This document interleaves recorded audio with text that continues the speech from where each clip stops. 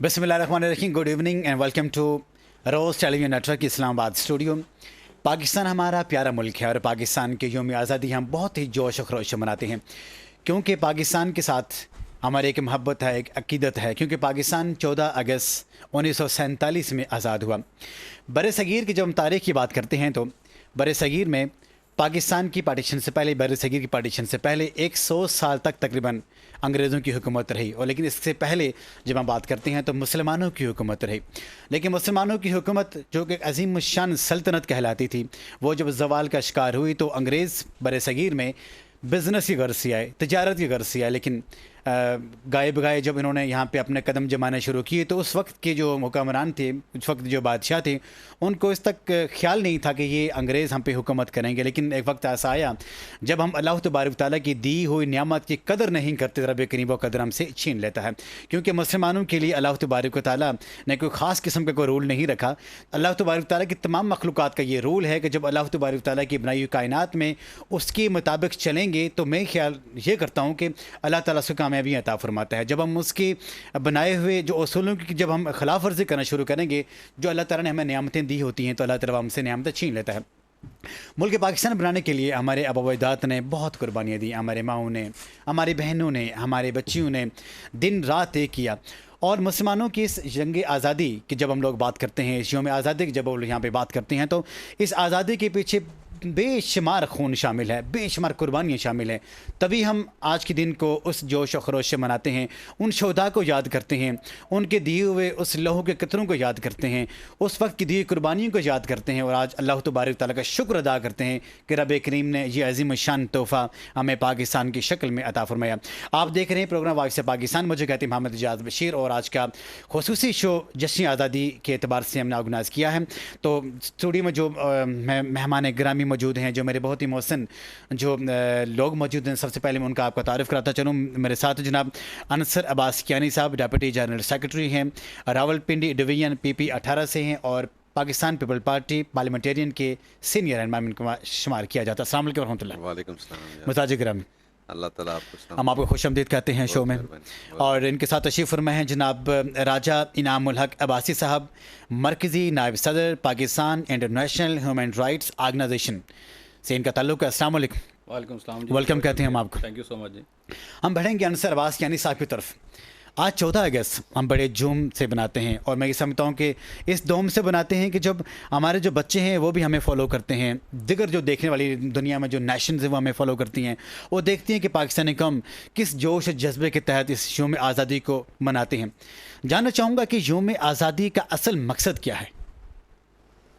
बिस्मिल्लाहिर्रहमानिर्रहीम।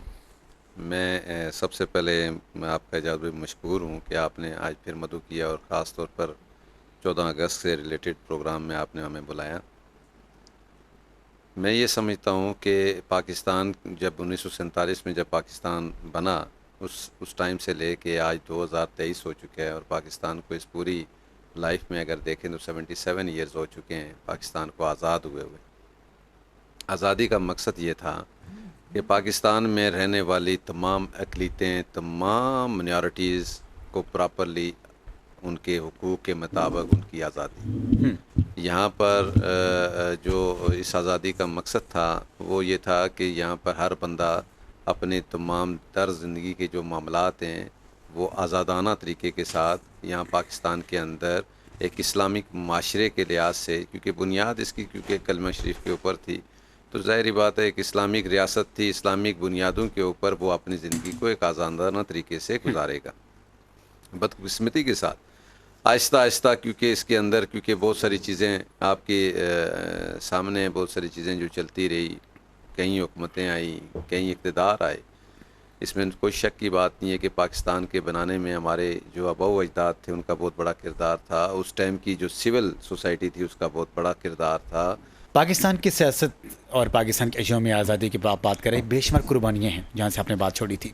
देखें एजाज़ भाई, बेसिकली जो इसकी तारीख़ अगर हम पीछे तारीख़ में जाते हैं तो जो हमारी माओं की और ख़ास तौर पर जो बहनों की और जो बेटियों की जो कुर्बानी है, आप यकीन माने कि जब वहाँ से लोग हिजरत करके पाकिस्तान की तरफ आ रहे थे, आज़ादी के बाद की भी बात मैं आपको बता रहा हूँ, हिजरत करके जब पाकिस्तान की तरफ आ रहे थे تو اگر خاندان کے 10 لوگ آ رہے تھے، 10 بچیاں اگر ان کے ساتھ تھی تو 5 وہاں پر ان کے ساتھ ریپ بھی ہوئے، ان کو مرڈرز بھی ہوئے، پیچھے بچے 4-5 لوگ ہی ہیں جو یہاں پر آ کے بسے. تو پاکستان کی بنیادوں کے اندر جو ہماری جو آباء و اجداد کے یا ہمارے جو سول سوسائٹیز جتنی بھی ہماری پاکستان کی تھی ان کی بے شمار قربانیاں تھیں، اور تب بھی آج پاکستان ان قربانیوں کی وجہ سے آج پاکستان کی جو لائف لائن ہے وہ 77 ایئرز ہوئی ہے. تو ڈیفینیٹلی ان کی جو توقعات تھی، میں سمجھتا ہوں کہ خالی جھنڈیاں لگانے سے، خالی فلیگ ابیزا کرنے سے وہ چیزیں جو ہیں وہ یاد خالی نہیں رہ جائیں گی. ہمیں کچھ چیزیں جو ہیں اس آزادی کے حوالے سے اپنے اندر بھی تبدیلی کی بڑی ضرورت ہے. ہمیں جو ہم چاہتے تھے کہ جو قائد اعظم کا خواب تھا کہ پاکستان ایک ایسی سٹیٹ ہوگی، ایک ایسا خود مختار ملک ہوگا کہ جس کے اندر کسی بھی دنیا کے کسی ملک کی انفلوئنس نہیں ہوگی، فارن کرنسیز کے اوپر کوئی کنٹرول کسی ملک کا نہیں ہوگا، فارن سے ریلیٹڈ کوئی بھی کنٹرول اس پاکستان کو نہیں کرے گا. آج ہمیں بے شمار یہاں پر اس ٹائم پاکستان کو اس ٹائم معاملات ایسے چل رہے ہیں کہ جس میں آپ کہہ لیں کہ ہمیں IMF کے پاس بھی جانا پڑا، ہمیں مختلف کنٹریز کے پاس بھی جانا پڑا. ہم بھی دیکھتے ہیں کہ جب آزادی کی بات کرتے ہیں تو اس وقت جو مسلمانان تھے پاکستان کی آزادی کے لیے، پاکستان کو آزاد کرنے کے لیے، پاکستان کو بنانے کے لیے ہماری سول سوسائٹی تھی، وہاں پہ ہمارے لیڈران تھے، سیاسی جماعتیں تھیں. اس میں کسی ادارے کا میں یہ سمجھتا ہوں کہ کوئی ادارے تو تھے ہی نہیں کہ جس کو جد و جہد کرنے والے، جیسے ہم بات کرتے ہیں کہ بابا قوم وہ ایک وکیل تھے. ایک وکیل کی ولولہ انداز جو قیادت تھی اس انداز سے تھی کہ وہ سب کو ساتھ لے کے چل رہا تھا. لیکن آج ہم دیکھتے ہیں کہ ہمارے ملک پاکستان میں جگہ جگہ پہ دیکھتے ہیں کہ وکلا حضرات آج بھی ہیں، ہمارے پولیٹیشینز آج بھی ہیں، پڑھے لکھے لوگ آج بھی ہیں، لیکن پاکستان تو بن گیا لیکن پاکستان ہم سے سنبھالا نہیں جا رہا. پاکستان کو کیا جو بنانے کا مقصد کا یہی تھا جس طرح کہ آج کی ایک افراتفری کا ماحول ہے، ایک ڈس انرسٹی کا ماحول ہے، ایک مینس کی ایک ایسی فضا پیدا کر دی گئی ہے جس میں ہم یہ سوچتے ہیں کہ بھئی کیا پاکستان میں کوئی رہنا چاہتا ہی نہیں ہے. کیا کہیں گے راجہ انعام الحق عباسی صاحب ایسی صورتحال میں؟ پھر ہم ادھر سے یوم آزادی بھی بنا رہے ہیں لیکن ہم پاکستان میں رہنا بھی نہیں چاہ رہے، کیا کہیں گے؟ جی بہت شکریہ. میں سب سے پہلے تو آج جو جشن آزادی کے حوالے سے ہمارے پروگرام آپ نے انیشیٹ کیا، ماشاءاللہ بڑی زبردست بات ہے. دوسرا یہ ہے کہ جو آپ نے سوال کیا اس سے پہلے میں بھی تھوڑا سا پیچھے کچھ اظہار خیال تاریخ کی طرف ضرور تاریخ کے حوالے سے کہ اب دیکھیں کہ انسان جو بچہ پیدا ہوتا ہے نا جی، ہر شخص چاہے انسان ہو کوئی بھی، آزاد فضا جو ہے وہ بڑی ضروری ہے. آزادی ایک بہت بڑی نعمت ہے. جیسے آپ نے پتا ہے کہ سب کنٹیننٹ میں مسلمانوں نے کتنی حکومت کی، کتنا عرصہ رول کیا، اور دیکھا جائے تو بڑا زبردست رول کیا گیا. اب مسلمانوں کی جو اپنی کچھ نااہلیاں اس وقت کی تھیں، اس کے بعد جو سلسلہ بنا، جیسے ایسٹ انڈیا کمپنی آئی، جس طریقے سے، کیونکہ وہ تاریخ بڑی لمبی ہے، ہر کسی کو پتہ ہے کہ کس طریقے سے ایسٹ انڈیا کمپنی نے ہمارے ہی مسلمانوں میں ایسے لوگوں کو اپنے ساتھ ملایا، اور پھر وہاں کے جو لوکل اور ہندو اور دوسرے لوگ تھے ان سب کو ملوا کے تو کس طریقے سے بر صغیر کو کیپچر کیا انہوں نے. اب اس میں کچھ سازشیں بھی تھیں لیکن کچھ حکمرانوں کی نااہلیاں بھی تھیں. اب جب یہ سلسلہ دیکھا گیا کہ کس طریقے سے یہ سارا کچھ بر صغیر کے مسلمانوں کے ساتھ ہوتا رہا، جو صاحب علم لوگ تھے، جو صاحب درد لوگ تھے، جنہیں مسلمانوں کی وہ تکالیف نظر آ رہی تھیں، انہوں نے مل کے اس آزادی کی طرف ایک سوچ کو بلڈ کیا. جب یہ آہستہ آہستہ آواز اٹھنے لگی کہ ہمارے حقوق غصب کیے گئے ہیں، ٹھیک ہے، اور ہمیں اپنے حق کے لیے بات کرنی چاہیے. جی ہمیں جوائن کیا ہے راجہ عتیق خالد دانیال صاحب نے، مشہور شخصیت ہیں ماشاءاللہ، اور اکثر ان کے پروگرام مختلف کسی پروگرام دیکھنے کو ملتے ہیں، اور اسپیشلی جب آج یوم آزادی کی بات ہو رہی ہے تو اپنا ویو پیش کرنے کے لیے، اور میں یہ سمجھتا ہوں کہ اپنا اسٹانس پیش کرنے کے لیے اسپیشل یہ یہاں پہ آئے، میں ان کا شکر گزار ہوں. السلام علیکم. بہت شکریہ اجاز صاحب آپ کا. مزاج گرامی، سوری مزاج گرامی ٹھیک ٹھاک ہیں؟ اللہ کا لاکھ لاکھ شکر، آپ کا بہت بہت شکریہ کہ آپ نے دعوت دی یہاں پہ. اور آج اگست کا مہینہ ہے، 14 اگست مہینے کے لیے، 14 اگست کے لیے تیاریاں جاری ہیں، اور آپ کا بہت بہت شکریہ کہ آپ نے ہمیں دعوت دی ہے. Thank you so very much. میں ایک چیز میں یہاں پہ ہم لوگ اس سے پہلے بات کر رہے تھے انصر عباس کیانی صاحب سے بھی اور راجہ انعام الحق عباسی صاحب سے بھی کہ پاکستان بنانے کے لیے بے شمار قسم کی قربانیاں دی گئیں، اور انصر عباس کیانی صاحب یہ بتائیں کہ وہ جو قربانیاں جو تھیں پاکستان بنانے کے لیے ہمارے آباء و اجداد نے دی ہیں، تو کیا آج وہ پاکستان آج دیکھ رہے ہیں جو ان کا خواب تھا؟ کیا وہ اس کی وہ جو قربانی دی گئی ہے اس کے الگ سے کوئی پاکستان دکھائی دے رہا ہے آپ کو؟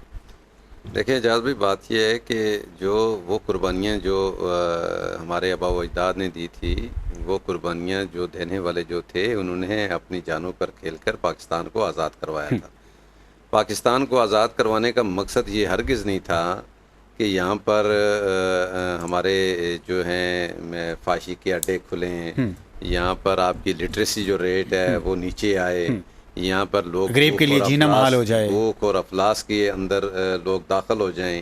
یہاں پر جو کچی بستیاں ہیں، جو 1947 میں کچی بستیاں تھیں، وہ آج 2023 میں بھی کچی بستیاں وہاں آباد ہوں، تو ان کے جو خواب یہ ہرگز نہیں تھے کہ یہاں پر منارٹیز کے جو حقوق، اس میں کوئی شک نہیں، پاکستان نے منارٹیز کو بہت زیادہ یہاں پر تحفظ دیا، تحفظ فراہم کیا، یہ مانتے ہیں ساری باتیں ہم، لیکن بات یہ ہے کہ اس پاکستان کا جو خواب اس ٹائم محترم قائد اعظم رحمۃ اللہ نے دیکھا تھا، یا اقبال نے جو دیکھا تھا، یا سر سید علی خان نے دیکھا تھا، وہ یہ پاکستان نہیں تھا۔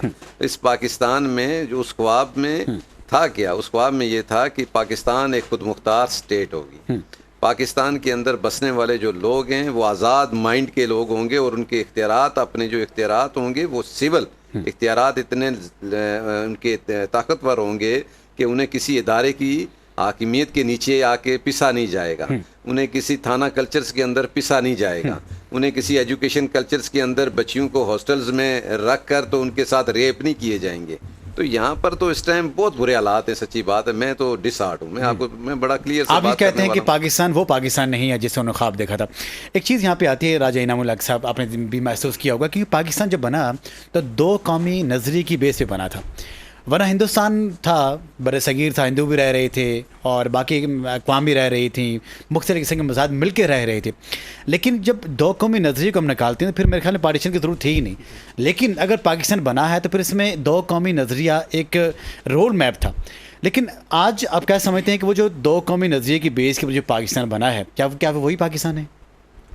بدقسمتی سے اس کا جواب نام ہے، اس لیے کہ دو قومی نظریہ جو پیش کیا تھا وہ تھا کس وجہ سے کہ ہم جو لوگ جیسے پہلے بات کر رہے تھے کہ آزادی کے لیے جدوجہد جو ہوئی وہ اسی دو قومی نظریے کی بیس پہ ہوئی کہ بھئی ہمارا ان کے ساتھ ہمارا جو بھی سلسلہ ہے وہ ان کی مذہبی روایات ہیں، ہماری رسومات ہیں، باقی سلسلہ ہمارا ہر کچھ ان سے علیحدہ ہے۔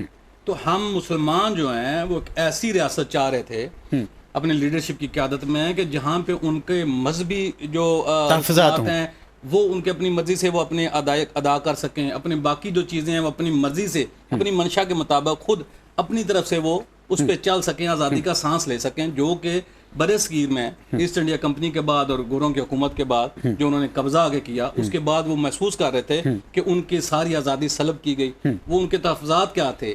تعلیم کے حوالے سے تحفظات سے، مذہبی حوالے سے تحفظات تھے، اس کے بعد معاشرتی حوالے سے جو سلسلہ ہمارا تھا وہ ہر چیز پہ قدغن لگائی گئی، ہر چیز پہ روک تھی۔ تو ان چیزوں کو انہوں نے دیکھا کہ جب یہاں پہ یہ پورا نہیں ہو رہا تو یہ دیکھا گیا کہ ہمارے لیے مسلمانوں کے لیے بالکل ایک علیحدہ ملک ہونا چاہیے، کیونکہ اگر گوروں سے بھی آزادی مل گئی تو یہاں پہ جو ہندو ہیں وہ بھی آ کے اپنا وہ جو ہے نا قبضہ دکھائیں گے۔ تو ہمیں مسلمانوں کے لیے ایک بالکل علیحدہ ریاست ہونی چاہیے جس میں ہم اپنی مرضی سے زندگی گزار سکیں۔ اور ایک چیز جب میں نے پروگرام شروع کیا تھا میں نے ایک بات کہی تھی کہ ہندوستان پہ بر صغیر میں جو انگریزوں کی جو گورنمنٹ رہی ہے، حکومت جو رہی ہے، تقریباً 100 سال تک رہی ہے، لیکن جب ہم اس وقت کی پروگریس کی بات کرتے ہیں جنہوں نے اس ملک کو سنبھالا، ان کا انفراسٹرکچر آج بھی ہم استعمال کر رہے ہیں، لیکن ہمارے پاکستان کے بنے ہوئے 76-77 سال ہو گئے ہیں، لیکن ہمارے پاکستان کا کیا انفراسٹرکچر آگے 100 سال تک چلے گا یا نہیں چلے گا؟ یہ تمام باتیں ہمارے پروگرام کا حصہ ہوں گے، لیکن یہاں پہ ٹائم ہو جاتا ہے چھوٹے سے وقفے کا، ہمارے ساتھ رہیے۔ Welcome back once again. ہم بات کر رہے تھے کہ ہندوستان جب پاکستان ایک ساتھ تھے، بر صغیر تھا، اس وقت یہاں پہ پارٹیشن بالکل بھی نہیں تھی، اس وقت جو انگریز کی جو گورنمنٹ تھی تقریباً 100 سال تک وہ لوگ یہاں پہ رہے، لیکن انہوں نے زبردست قسم کی اکانومی کو سنبھالا ہوا تھا، نہری نظام دنیا کا بہترین نہری نظام ہے، ہمارے ریلوے، ہمارا انفراسٹرکچر بہترین تھا، لیکن جب سے پاکستان بنا، آج 76 یا 77 ایئر ہو چکے ہیں پاکستان کے بنے ہوئے، ہم ان کے ہی نظام کو کیری آن کیے ہوئے ہیں، ہم نے بہت تھوڑے انداز سے اس میں ڈیولپمنٹ کی ہے۔ عتیق صاحب سے جاننا چاہیں گے کیا جو ہم آج کل جو ہماری پروگریس ہے، جو اس وقت جو پروگریس تھی، کیا یہ اس سے ملتی ہے یا آج ہم اس پروگریس سے آگے نکل گئے ہیں؟ بہت بہت شکریہ اعجاز صاحب۔ میں یہی کہوں گا کہ اتنا جو وقت گزر گیا ہے، تقریباً 75-76 سال گزر گئے ہیں، اب ان سالوں میں ہر بات کو نا ہم نو میں جواب دیتے ہیں. اس کی وجہ یہ ہے کہ ایک تو ہم لوگ خود بھی کچھ نہیں کرتے، دوسری بات یہ ہے کہ حالات دیکھیں کہ جتنی چیزیں پرانی چیزیں ہیں نا، اب یہ پرانی جیسے ریلوے کی آپ نے بات کی ہے، وہی پرانی آج تک بھی چل رہی ہیں. حادثات آپ دیکھیں کہ جب سے پاکستان بنا ہے تو کتنے حادثات ہو چکے ہیں. لوہے کی پٹڑی لگانے کے بجائے ہم وہاں پہ لکڑی کی پٹڑی لگاتے ہیں. اور جو ہے نا اس کے بعد آپ دیکھیں کہ وہ کس کے ساتھ جوڑتے ہیں، کس کے ساتھ ہیں، کسی رسیوں کے ساتھ جوڑی ہوتی ہیں. اور آج میں دیکھ رہا تھا ایک ویڈیو ایک دیکھ رہا تھا جس میں وہ نٹ بولٹ جو ہوتے ہیں وہ ویسے ہی اوپر لگے ہوئے تھے اور اس کو ویسے ہی نکال لیں پھر لگا لیں، یہ حساب ہے. مطلب توجہ کوئی نہیں ہے. اور اگر بات کی جائے ہمارے حکمرانوں کی طرف سے تو جب بھی آتے ہیں اگر کوئی نیا حادثہ ہوتا ہے ایک ہی بات سننے کو ملتی ہے کہ جو ذمہ دار ہیں ان کو سزا ملے گی، ان کو سزا دیں گے. اور سزا ہوتی بھی ہے، کوئی بعض بے قصور بھی بیچ میں مارے جاتے ہیں. لیکن وہ چیزیں جو ہیں ہماری ریلوے جو ہے اگزامپل کے وہ وہیں کی وہیں ہے، وہیں کی وہیں ہے. دوبارہ اس کے اوپر توجہ، کیونکہ یہ 5-7 دن 10 دن یہ معاملات چلتے ہیں کہ ریلوے کو دیکھنا ہے جی، حادثہ ریلوے حادثہ، فلاں ریلوے حادثہ، کتنے لوگ مرتے ہیں لیکن توجہ کوئی نہیں ہے. دوبارہ رینوویشن اس کی نہیں ہوتی، اسی کی چیزیں اسی طرح پرانی چیزیں لگی ہیں. تو کہنے کی بات ہے کہ جو پاکستان کی جو اس وقت جو انگریز کی دور کی جو گورنمنٹ تھی، جو ان کا جو سسٹم تھا، ویسا سسٹم آج ہمارا نہیں ہے. اصل میں ہماری جو توجہ ہے نا اور ہماری ترجیحات اب ملک نہیں ہے. اب ہماری ترجیحات جو ہیں اپنا آپ ہے کہ اگر میں ہوں تو میں کہوں گا مجھے آگے جانا چاہیے، آگے نکلنا چاہیے. بس دوسروں کے سامنے میں آگے ہوں، کام ہم نے نہیں کرنا. مطلب اگر ہم ملک کو دیکھیں کہ میں اور جتنے بھی ہم لوگ ہیں یا ہمارے حکمران ہیں، ملک کو اگر دیکھ لیں تو میرے خیال میں ملک بہت آگے جا سکتا ہے. صرف ملک کو دیکھیں نا، بدقسمتی ہم تو سے آگے گئے ہیں بہت زیادہ، لیکن ملک کو پیچھے چھوڑ کے ملک ادھر ہی ہے. ملک کو پیچھے چھوڑ ملک کے لیے ملک کو دیکھتے نہیں، ہم اپنے آپ کو دیکھ رہے ہیں. انصر عباس کیانی صاحب کی طرف بڑھیں گے. جانا چاہیں گے انصر عباس کیانی صاحب کو. جب آج ہم دیکھتے ہیں کہ جب ایک پی ڈی ایم کی گورنمنٹ سمجھتے ہیں تو کلیکٹو گورنمنٹ میں یہ مسائل ہیں، ہمارے پاس زیر مبادلہ نہیں ہے، آئی ایم ایف کی طرف جا رہے ہیں، ادھر بھاگ رہے ہیں، ادھر جا رہے ہیں. لیکن آخر ایسا کیا ہو جاتا ہے جب الیکشن جب ہونے لگتے ہیں تو سب کچھ ٹھیک ہو جاتا ہے؟ سب لوگ کہتے ہیں بھائی اس کا سولوشن ہمارے پاس موجود ہے، بالکل ہم اس کا حل کر کے رکھیں گے، کہ پورا ہم نے پلان ریڈی کیا ہوا ہے جب ہم اس کو اکانومی کو بہترین طریقے سے چلائیں گے. لیکن جو ہی وہ پارٹی گورنمنٹ میں آتی ہے تو وہ سب کچھ اپنے وعدے بھول جاتی ہے. کیا کہیں گے اس کے بارے میں؟ دیکھیں جی، پاکستان کے اندر جب بھی 2/3 میجورٹی جس پارٹی کو جب بھی ملی ہے اس دوران ڈیفینیٹلی کام بھی ہوئے ہیں. ٹھیک ہے، جس طرح اپنا شیخ ذوالفقار علی بھٹو کے ٹائم پہ آپ دیکھیں گے کہ ان کو بھی ایک مخلوط سٹا بھی دیا گیا تھا لیکن کام ہوئے تھے. اسی طرح سے محترمہ کا دوار دیکھیں، اس دور کے اندر بھی بے شمار آپ کے بجلی سے ریلیٹڈ ہو گئے ہیں، آپ کے میزائل ٹیکنالوجی سے ریلیٹڈ ہو گئے. بہت ساری چیزیں جو ملکی دفاع کے لیے چاہیے تھی وہ اس ٹائم محترمہ نے اویل کروائی. میاں صاحب کا دور آیا، 2/3 میجورٹی تھی، انہوں نے بھی اپنے دور کے اندر، اس میں کوئی شک کی بات نہیں. آج ہم موٹر وے ایکسیس جو جدھر جدھر جہاں سے جا رہے ہیں تو یہ میاں صاحب کا کریڈٹ گوز ٹو میاں محمد نواز سے.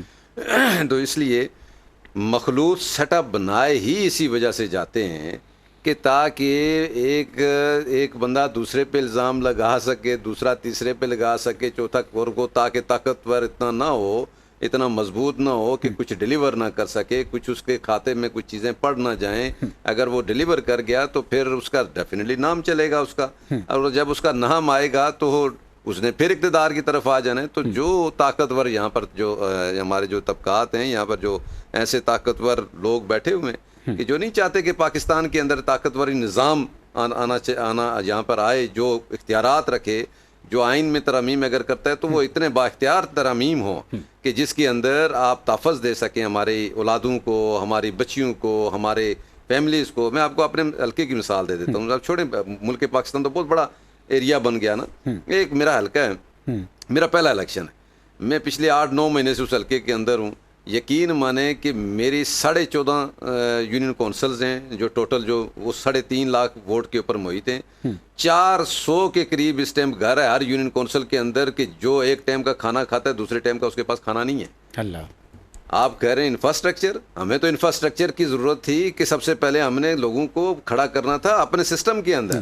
آج ہم 14 اگست کے اندر بیٹھے ہوئے ہیں تو ہم نے تو انفراسٹرکچر بہتر کرنا تھا اپنی عوام کا. تو عوام کا انفراسٹرکچر تو بہتر کوئی نہیں ہوا. کرپشن اس لیول پہ پہنچی ہوئی ہے. ہم دیکھیں یہ ساری چیزیں سیاستدانوں کی اس میں کھاتے میں نہ ڈالیں. کرپشن اس لیول پہ پہنچی ہوئی ہے کہ ایک تھانے کا منشی جو ہے وہ ₹1,00,000 سے کم بندے کو انٹری نہیں دیتا. میں نے پہلے بھی آپ سے کہا تھا کہ ہم کرپشن پہ بات کریں گے آگے انشاءاللہ فیوچر میں, تو آپ کو مزہ آئے گا کہ میں ان لوگوں کے ان کی چیزیں پتہ لگیں کہ کم از کم عوام کو بھی پتہ ہو کہ یہ کر کیا رہے ہیں. بات یہ ہے جس کو جو موقع ملا, جس کو جو موقع ملا, ایک ٹیچر کو جہاں موقع ملا اس نے اپنا فائدہ اٹھایا, جہاں کلرک کو موقع ملا اس نے اپنا فائدہ اٹھایا. ایز اے قوم ہم نے پاکستان کے بارے میں نہیں سوچا, نہ ہم ایز اے قوم بن سکے ان 77 سالوں کے اندر, ہم نہ ایز اے قوم بن سکے نہ ایز اے برادری بن سکے. اب تو ہم گلیوں کے اندر 4 گلیوں میں بٹے ہوئے, چار تو قوم کدھر ہم بنیں گے. زبردست بات آپ نے کی. پاکستان کے بنے ہوئے 76 ایئر اور انڈیا کے بنے ہوئے 76 ایئر ہو چکے ہیں. راجہ انعام اللہ کے عباسی صاحب, آپ انڈیا کی دنیا کے اعتبار سے دوڑ دیکھیں وہ کہاں پہ ہے, اور پاکستان دیکھیں وہ کہاں پہ ہے. آخر کیا وجہ ہے؟ ایک ہی خطہ ہے, ایک ہی دن میں آزاد ہونے والی 2 کنٹریز ہیں, اس نے کیوں پروگریس کی اور ہم نے کیوں پروگریس نہیں کی؟ کیا کہیں گے اس کے بارے میں؟ جی بہت اچھا سوال ہے. یہ سامنے چیزیں ہیں, چھپی ڈھکی نہیں ہیں.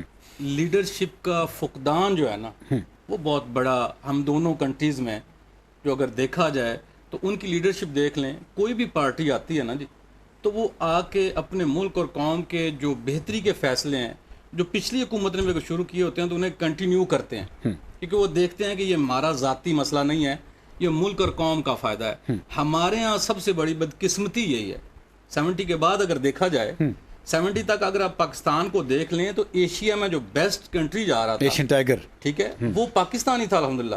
لیکن 70 کے بعد آپ دیکھ لیں کہ یہاں مسئلہ کیا بنا. آپ شروع سے دیکھیں کہ یہاں پہ لیڈرشپ میں وہ ہر شخص جو تھا, کوئی بھی اگر آگے آیا تو اس نے ملک کو اور عوام کو شاید اتنی پرائرٹی نہیں دی جو اپنے نام کو, اپنی پارٹی کو یا اپنے مفادات کے لیے سوچا گیا. اب یہاں مسائل سب سے بڑے یہ بن رہے ہیں, میں نے لاسٹ میں بھی ایک دفعہ کہا تھا کہ کوئی بھی پارٹی آتی ہے تو اب اگر ایک پارٹی نے پچھلا کام کو اچھا کیا ہوا ہے تو بڑے دل کا مظاہرہ کرنا چاہیے, اس سے میرا خیال ہے آپ کی عزت اور احترام میں اضافہ ہوتا ہے. نہ صرف کنٹینیو کریں بلکہ اگر کسی پارٹی پچھلی نے اچھا کام کیا, اگر آپ کے دور میں آپ نئے آ گئے ہیں تو اس پارٹی کے دور میں اگر کام وہ کمپلیٹ ہوتا ہے تو بڑا دل اور وسع قلب دکھاتے ہوئے آپ اس پارٹی کو اور ان کے لوگوں کو بھی انوائٹ کریں جب وہ کمپلیٹ ہو, تو اس سے ایک اچھا میسج جائے کہ یار ہم یہ کنٹینیوٹی لے کے چلنے والے ہیں. ہمارے یہاں سب سے بڑی پرابلم یہ چلی آ رہی ہے کہ ہم نے ملک اور ملک کے عوام کو پیچھے چھوڑا, اپنے مفادات کو زیادہ تر دیکھا, اور ہماری جو پلاننگ ہے معذرت کے ساتھ, جتنی بھی پارٹیاں ہیں, جتنی بھی ہماری لیڈرشپ ہے, ہمارے ہاں وہ جو سینس ہے نا آگے کچھ پالیسیز بنانے کا, وہ ایک چودھری شجاعت صاحب کا بڑا ایک جو ہے نا فیمس فکر ہے, وہ ڈنگ ٹھپاؤ پالیسی ہے. جو آتا ہے وہ اپنے اقتدار تک یا اپنے دنوں تک دیکھتا ہے, 50 سال 100 سال کے لیے اس ملک کے لیے, اس عوام کے لیے کوئی نہیں سوچتا.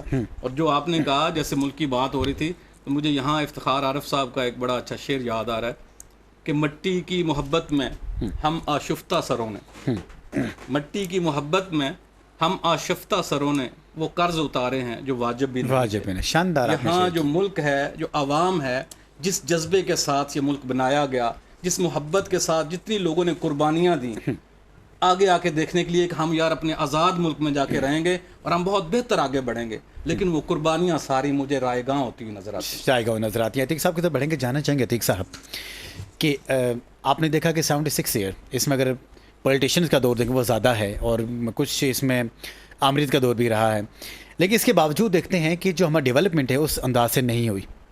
اور کیا جو ہمارے ادارے ہیں وہ چاہ نہیں رہے یہاں پہ ڈیولپمنٹ ہو, اور ساتھ کیا قصور عوام کا بھی تو بنتا ہے, میں یہ سمجھتا ہوں, کیونکہ اگر ڈیولپمنٹ نہیں ہو رہی تو عوام بار بار لوگوں کو کیوں منتخب کرتے ہیں, اس عوام کا بھی تو قصور ہے. کیا کہیں گے صاحب؟ بات یہ ہے کہ 35-40 سال ہو گئے ہیں, آپ پرانی تقریریں کھول کے انہی حکمرانوں کی دیکھیں, ہر بار ان کی تقریر میں یہی بات الیکشن کے دوران نظر آئے گی, ہمیں موقع ملا تو ہم یہ کر دیں گے.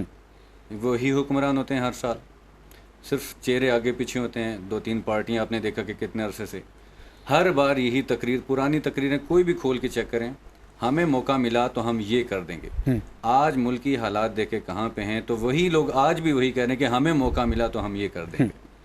مطلب جتنے عرصے سے آپ نے دیکھا ہو یہی چیز ہمیں سننے کو ملتی ہے کہ ہمیں موقع ملا. تو کیا ان کو موقع بار بار ہم ہی دیتے ہیں؟ جیسے آپ نے کہا کہ عوام کیوں جو ہے ان کے پیچھے جا رہی ہے, عوام کو انہوں نے ٹرک کی بتی کے پیچھے کیوں لگایا ہوا ہے, عوام خود بھی، آج بھی میں ایک پروگرام میں بیٹھا ہوا تھا تو وہاں پہ ہم یہی بات کر رہے تھے کہ ہم سب کو پتہ بھی ہے کہ غلط ہو رہا ہوتا ہے، لیکن ہم غلط ہوتا ہوا دیکھ رہے ہوتے ہیں اور اس کو کہہ رہے ہیں ٹھیک ہے یہ، مطلب ہم خود جو ہے آگے کا ہمیں سوچ نہیں ہوتی کہ ہم نے آگے نکلنا ہے. ہمیں بس یہ سوچ ہوتی ہے کہ جیسے کہ میں اور یہاں پہ کچھ لوگ بیٹھے ہوں گے آپس میں، ہم لوگ پہلے تو گالیاں دیتے ہیں حکمرانوں کو خود ہی، پھر آج ہی اگر میرے پاس کوئی آ جاتا ہے تو میں پھر اسی حکمران کے ساتھ جس کو میں گالیاں دے رہا ہوں گا اسی کے ساتھ میں تصویریں بنانے کے لیے فخر سے تصویریں فخر بناؤں محسوس گا، کریں. پہلی خوش پہلی ہوں گا، بات سب کو کہتی تھی. بتاؤں گا کہ میں یہ میرے ان کے ساتھ آئے، بیٹھا تھا، ان بہت کے ساتھ زبردست. بیٹھا تھا. مینس کہ یہ چیزیں ہماری اپنی ترجیحات کچھ اس طرح سے ہیں کہ ہماری ترجیحات آگے نکلنے ہم ٹھیک نہیں ہونا چاہ رہے ہم تھے. ٹھیک نہیں ہونا چاہتے. میں تھوڑی سی ایک کہانی، چھوٹا سا قصہ ایک ہے کہ ایک بادشاہ ہوتے ہیں، شاید آپ نے سنا ہوگا، انہوں نے ایک پل ایک وہاں پہ ہوتا ہے تو وہاں پہ ایک ان کے وزیر ان کو کہتے ہیں کہ آپ یہاں پہ نا پل سے گزرنے کا ٹیکس لگا دیں. وہ ٹیکس یہ ہے کہ جو بھی گزرے اس کو ایک جو ہے نا وہ تھپڑ مار دیں یا کچھ جوتا مار دیں، کوئی چھتر مار تو دیں. سب کہیں گے مجھے پہلے گزار دو. تو وہ اس کا یہ ہے کہ کچھ عرصے کے بعد بادشاہ نے پہلے کہا کہ نہیں لوگ اعتراض کریں گے، لیکن کچھ عرصے کے بعد کچھ لوگ وہاں پہ آ جاتے ہیں بادشاہ کے پاس. اب بادشاہ ڈر جاتا ہے کہ لوگ آگے اعتراض کرنے کے لیے آ گئے ہیں. اب لوگ اعتراض کرنے، وہ بادشاہ نے اندر اندر سے اپنے وزیروں کو بلایا کہ یار میں نے آپ کو منع کیا تھا کہ عوام جو ہے نا اعتراض کرے گی، آپ نہ یہ ٹیکس لگائیں اس طرح کا. تو وہ وزیر کہتے ہیں ان سے بلائیں تو صحیح، ان کو پوچھے تو صحیح مسئلہ کیا ہے ان کا. تو وہ کہتے ہیں جی مسئلہ یہ ہے کہ ہم نے ڈیوٹی پہ جانا ہوتا ہے تو اس طرح کرے بندہ ایک آپ نے رکھو چھتر مارنے کا، 3-4 بندے رکھ لیں تاکہ جلدی جلدی سے چھتر ماریں ہمیں، ہم جلدی جلدی سے نکلیں. اچھی کوٹیشن آپ نے یہاں ہم پہ لوگ کی. اپنا راستہ نکالتے ہیں، کہیں سے راستہ بند ہوتا ہے تو ہم یہ صرف نہیں ہم انڈیویجولی سوچ رکھتے ہیں، کلیکٹلی سوچ نہیں رکھتے. راجہ انعام اللہ صاحب نے اپنا ویو بیان کیا. انصر عباس کیانی صاحب، جس طرح ریسنٹلی کل ہم نے دیکھا سنا کہ بھئی اسمبلیز ڈیزالو ہو رہی ہیں اور ایک نیا نگران سیٹ اپ آ رہا ہے، پھر الیکشن ہوتے دکھائی دے رہے ہیں. کیا کہیں گے اس کے بارے میں کہ کون سی پارٹی کے گولڈن چانسز بنتے ہیں، زیادہ چانسز بنتے ہیں کہ وہ اہل ہے کہ اس نظام کو لے کے آگے چلے؟ دیکھیں میں تو ڈیفینیٹلی میں تو یہی کہوں گا کہ پاکستان پیپلز پارٹی واحد ایک جماعت ہے کہ جو اس پاکستان کو مشکل ترین حالات سے نکال کر ایک کسی جگہ پر لے کے آ سکتی ہے. اور یہ تاریخ کا حصہ رہا ہے کہ جب بھی پاکستان میں مشکل حالات آئے ہیں، اکانومی کرائسس میں گئی ہے اور عوام کا اعتماد لوگوں پر ختم ہوا، تو اس ٹائم پیپلز پارٹی ہی سامنے آئی اور اس نے لیڈ کیا اور اس نے ملک کو اس دلدل سے ہمیشہ نکالا. اس کی ریزنز کیا ہیں؟ جو میں یہ بات کروں اس کے ریزنز کیا ہیں؟ دیکھیں بھائی نے ایک بات کی، اعجاز بھائی نے، کہ انہوں نے کہا کہ چھتر والی انہوں نے پوری مثال دی ہے. میں ہمیشہ دوستوں کو کہتا ہوتا ہوں کہ اگر دیکھیں ہم لوگ ہیں، ینگ لوگ ہیں، میں نے ہمیشہ کہا کہ سب سے پہلے تو ہم نے اپنے اندر تبدیلی لانی ہے. اور تبدیلی کیا ہے کہ ہم نے، ہمارے ساتھ پڑوسی ملک تھا ایران، بعد میں ہمارے ساتھ بعد میں اس کی تخلیق ہے. آج وہ کس لیول پر بیٹھا ہوا ہے، اکنامک اس کے اوپر کتنی زیادہ اس کے اوپر بنگلہ دیش کو دیکھ لیں سر، سختیاں تھیں اس کے اوپر. بنگلہ دیش ہم سے ٹوٹا، آزاد ہوا، آج وہ کس جگہ پر. اچھا ان کے ساتھ بھی نا انصافی ہم کرتے رہے، یہ نہیں ہے کہ ہم نے ان کے ساتھ کوئی انصاف کیا ہوا. ان کے وزیر اعلیٰ جب یہاں پر آتے تھے تو ان کو ہم ایکسیپٹ اس لیے نہیں کرتے کہ دھوتی باندھ کے آتا تھا، ٹھیک ہے. تو بات یہ ہے کہ جو کرتے تھے وہ سب کو پتہ ہے، نام کوئی نہیں لیتا. بات یہ اس پاکستان کے اقتدار کے اندر 40 سال اسٹیبلشمنٹ کا اقتدار ہے میرے بھائی. 40 سال اسٹیبلشمنٹ کا اقتدار چھوٹا اقتدار نہیں رہتا. آپ کی پوری فوج کی جو بنیاد ٹوٹل ہے وہ 77 ایئرز بنی ہے. ٹوٹل پاکستان کی جو ایج ہے وہ 77 ایئر ہے. اور 77 سالوں کے اندر 44 سال جس ملک کے اندر فوجیں اقتدار میں بیٹھی ہوں وہاں پر ملک ترقی نہیں کرتے. یہ جو تھوڑا بہت ہوا ہے یہ شکر الحمدللہ ادا کریں کہ آپ کا ملک اس لیول پر پہنچ گیا ہے کہ کم از کم یہاں پر کسی کو یہ تو پتہ لگ گیا ہے کہ بھائی کون سا ادارہ کس حدود میں اس کو کام کرنا چاہیے، کس کو کہاں پہ کام کرنا چاہیے.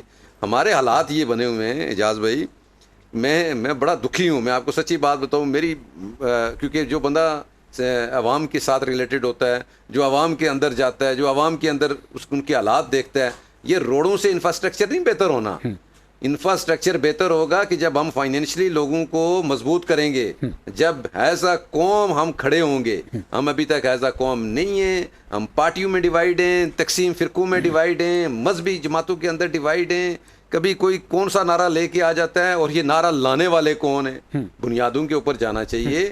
جب تک پاکستان میں ہر ادارہ اپنی حدود میں کام نہیں کرے گا اور آئینی تقاضے پورے نہیں کرے گا، تو پاکستان اپنے پاؤں پر کھڑا کبھی نہیں بھی ہو کھڑا نہیں ہو سکتا. سکتا. شاندار بات آپ نے کی کہ ہر کسی کو, ہر ادارے کو اپنے ڈومین میں رہنا چاہیے. جب اپنے ڈومین میں رہتے ہوگا پھر کوئی دوسرے کی ڈومین میں جب نہیں جائے گا, اٹ مین کو بہترین طریقے سے کام کرے گا. جب آپ کسی کو ڈکٹیٹ کرنا شروع کریں گے تو پھر وہاں سمجھ لیں کہ وہاں پہ مسئلہ پیدا ہو جائے گا. جی, تو میں یہ کہہ رہا تھا کہ جب تک ہم اپنی ذہنی غلامی سے نہیں نکلیں گے, جب اپنی آزاد خارجہ پالیسی نہیں بنائیں گے, اپنے فیصلے جب خود کرنے کی ہمت نہیں کریں گے, تو جو ہم چاہ رہے ہیں وہ بڑا مشکل ہے. اس کے لیے جب ہم اپنی سوچ لے کے چلیں گے, جب جیسے کہا گیا کہ جی انفراسٹرکچر ہے, ملک ترقی کرتے کیسے, سب سے پہلے جو لیڈرشپ آتی ہے, جو گورنمنٹ میں آتے ہیں, سب سے بنیادی حقوق کیا ہیں؟ عوام کی جو نیسیسٹیز ہیں, ڈیلی کی جو ضروریات ہیں, کھانا پینا ہے, روزگار ہے, تعلیم ہے, صحت ہے. بھائی اللہ کے بندو, یہ سب سے پہلے دیکھو. جب آپ روڈز اور سڑکیں اور پلازے اور باقی چیزیں بنا دیں گے, جو اس پہ چلنے والے ہیں, کام کرنے والے ہیں, جو آپ کی عوام ہے, اس کا بھلا نہیں ہوگا, تو ان بڑے بڑے پلازوں کو, ان بڑے بڑے انفراسٹرکچر کو کیا کریں گے؟ سب سے پہلے یہ ہے, جب آپ لوگوں کا, سب سے پہلے جب بھوک ہے نا پیٹ میں, جب کھانا نہیں جس کو مل رہا, وہ کیا اچھا سوچے گا, وہ کیا آگے چلے گا. کبھی کبھی کوئی زمانہ تھا چوری ڈاکے کرتے تو کہتے تھے یار یہ کرمنل ہے. آج آپ اٹھا کے دیکھ لیں, اگر پچھلے 10-20 سال کا ریکارڈ اٹھا کے دیکھیں تو آپ کو بڑے خوبصورت پڑھے لکھے نوجوان آئیں گے, وہ جو اس بے روزگاری کی وجہ سے اس ایکٹیویٹی میں اپنے آپ کو انوالو کریں گے, اور انہیں روزگار نہیں مل رہا, رشوت نہیں ہے, ان کے پاس سفارش نہیں ہے, انہوں نے دیکھا کہ یار حق نہیں مل رہا, چھیننے کی کوشش کرو. اسی طرح جب تعلیم ہوگی, روزگار ہوگا, تو لوگ اٹ سب خود جا کے اچھا سوچیں گے ملک کے لیے بھی. اور پھر خالی گورنمنٹس جو ہیں وہ ترقی نہیں کرتی, عوام ان کے ساتھ مل کے چلتی ہے. جاپان کی مثال دنیا میں دی جاتی ہے, ہم دیکھتے ہیں جاپان کیسے آگے بڑھا ہے. جاپان کو ایٹمی بموں کے ساتھ اڑایا گیا اس کے شہروں کو, اس کے باوجود بھی آج جس طریقے سے جاپان آگے بڑھا. چائنا ہمارا برادری ملک ہے, آپ دیکھ لیں کہ چائنا کی ہسٹری کیا, اور چائنا کی جو لوگ تھے ان کے بارے میں ارد گرد کے لوگ اور ممالک کیا کہتے تھے کہ یہ کس طرح کی قوم ہے. لیکن انہوں نے جب ٹھانی ہے, اپنے ذہنوں کو, اپنے ضمیر کو بالکل مطمئن کر کے آگے چلیں, ملک کے لیے چلیں. ملک کے لیے آج ہم یہاں پہ چلیں, دیکھتے ہیں کہ ہر شخص اپنا مفاد دیکھتا ہے, ملک کے لیے بعد میں چلتا ہے. شاندار بات آپ نے کی, کیونکہ پروگرام کی گھڑیاں بالکل ختم ہوئے ہیں. میں آخری میسیجز لوں گا. انصر عباس کیانی صاحب, کیا سمجھتے ہیں کہ ایک آخری میسیج آج کی اس یوم آزادی کے موقع پہ اپنے قوم کو کیا دینا چاہیں گے؟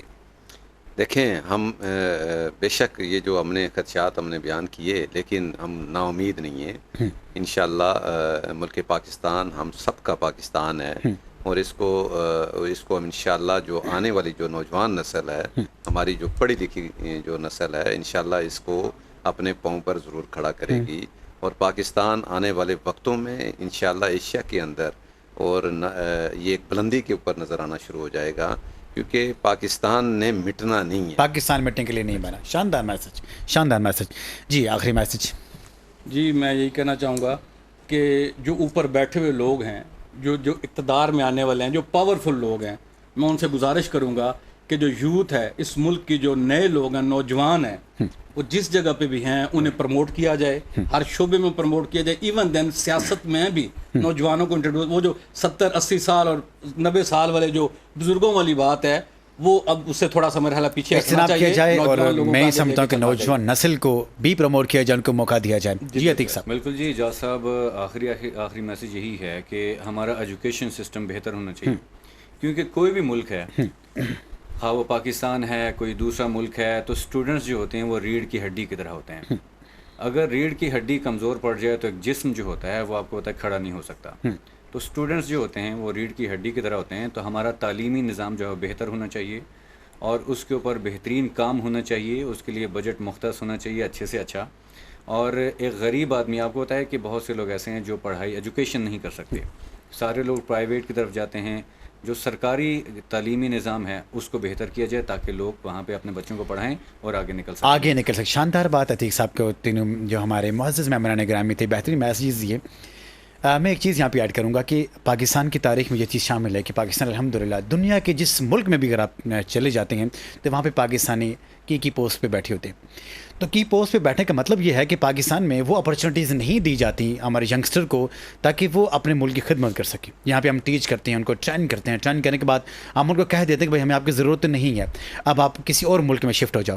تو میں یہ چاہوں گا کہ ہمارے نوجوان جب ہم ان کو جہاں پہ ٹیچنگ ٹریننگ کرتے ہیں ان کے لیے اپرچونیٹیز یہاں پہ گورنمنٹ کو دینی چاہیے تاکہ ہمارا ملک بہترین پروگرس کی طرف بڑھ سکے. آج کا پروگرام وائس پاکستان کا وقت ختم ہو چکا ہے اور اپنے میزبان محمد اجاز بشیر کو اجازت دیجیے. نئے پروگرام کے ساتھ آپ کی خدمت میں حاضر ہوں گے. السلام علیکم ورحمۃ اللہ وبرکاتہ.